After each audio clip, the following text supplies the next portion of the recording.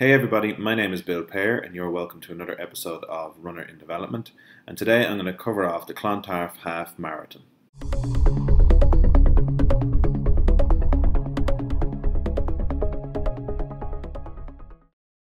I want to cover off the Clontarf Half Marathon and combined 5 mile race, and this is the medal that you are awarded if you complete the race. So I did that and I was happy to receive that. The first question would be, where is Clontarf? Clontarf is an area in Dublin which is actually very central, so it's like 5 minutes from the city centre, but it also sits on Dublin Bay, and I've included a map here just to show where it is. Because it's along the bay, it's very flat, and that's one of the highlights of the race, is that it prides itself as being one of the flattest races you can do. And I was looking it up, and apparently the elevation is 3 meters. So from sea level to the highest point is only 3 meters in the difference. You can really notice that on the day, because it's just, it's so flat the whole run. So it's anyone who doesn't really want to do any kind of hilly races and wants to do something that's kind of, I suppose, very flat, this is definitely the race for them.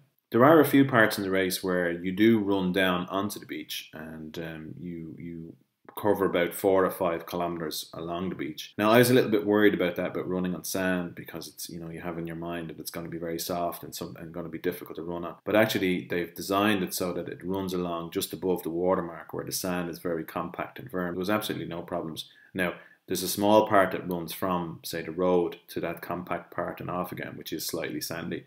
But generally speaking, a lot of the people who are running ahead of you have compacted it anyway. So I didn't find it any trouble at all. Now, I did have my ITBS in my left leg at that time, so I was a bit nervous about running on sand, especially because it might be unstable, it might hurt my leg or exaggerate or inflame it in some way.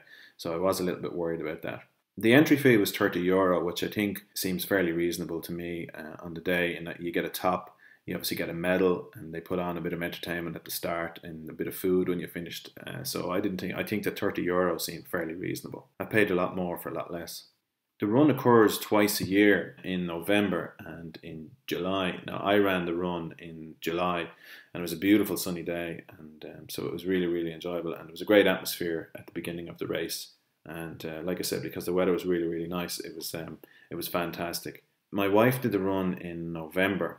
She did it with her sister, and they came slightly unprepared for how cold it was. So November in Ireland can be pretty cold, but the particular day that we were there, it was very cold. And then running along the beach and running along an exposed part of the bay, the wind chill factor was something to deal with.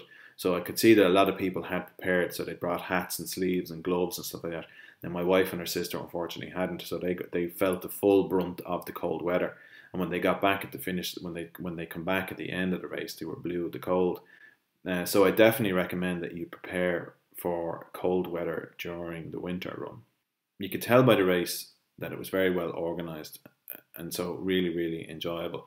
The race caters for half marathon, 5 mile races, and it also caters for people who just want to walk, and and kids as well. So, it kind of covers off all the bases. So it's a fun family day. And again, that adds to the enjoyment of it. There's plenty of parking in the area, so parking isn't an issue.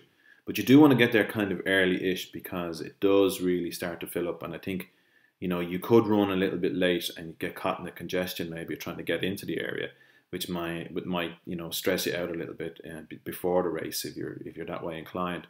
So we tend to get there early and just trying to soak up the atmosphere. So I'd recommend that you do that. But again, parking didn't seem to be really an issue. As I mentioned earlier, at the time, and in one of my other videos, I'm suffering with ITBS at the moment. And the day I had been training to do the half marathon, and on the day I didn't think that I was going to be able to complete the race. In that, what I did was I signed up with my sister-in-law to run the race. I honestly thought that I'd only get to maybe about 6k before I'd have to drop out. And on the beach, at about the 6k mark, I remember from about 4 kilometers to about 6k, my ITB did start to act up.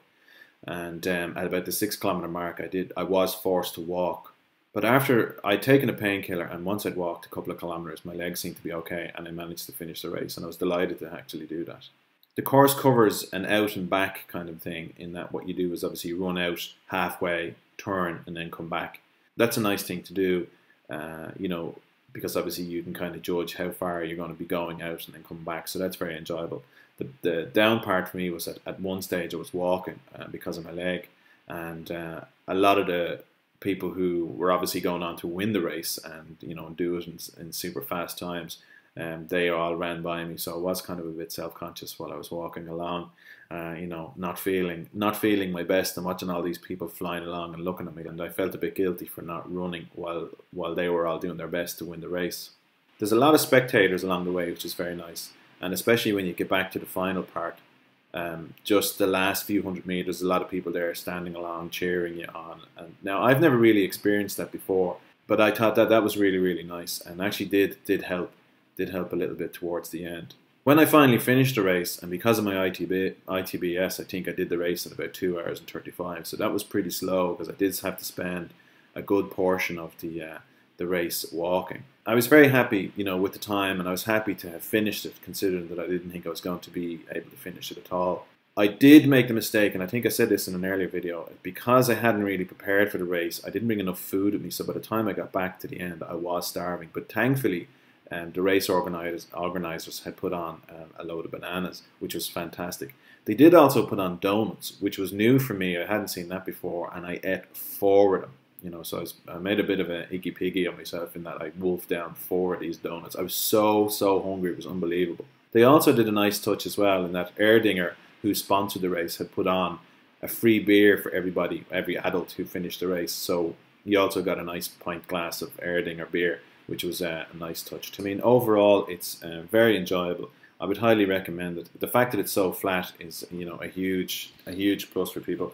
You get your nice little medal, and they really do look after you excellently on the day. Yeah, so definitely would recommend it, and I'm looking forward to doing it again. I think I'll do it in the winter. My ITBS at the moment has me not really doing a whole lot of running. I'm going to give it up till the end of August. But I would like to train and then do that run again, and then see if I can do the whole thing without any kind of problems and try and beat my own time. So that's really it for this week, just to cover off the half marathon that I did. Next week, what I'm going to do is I'm going to cover off iPhone apps that I have, and just, what my views and thoughts on are them. And they cover everything from things like mapping your run, keeping track of what kind of speeds you've been doing. There's ones on diet, some of them are on music as well, and just a general setup of my iPhone when I'm out running, and that's what I'm going to cover off. And so thanks again for watching, and hopefully I'll talk to you next week. Take care now. Bye bye.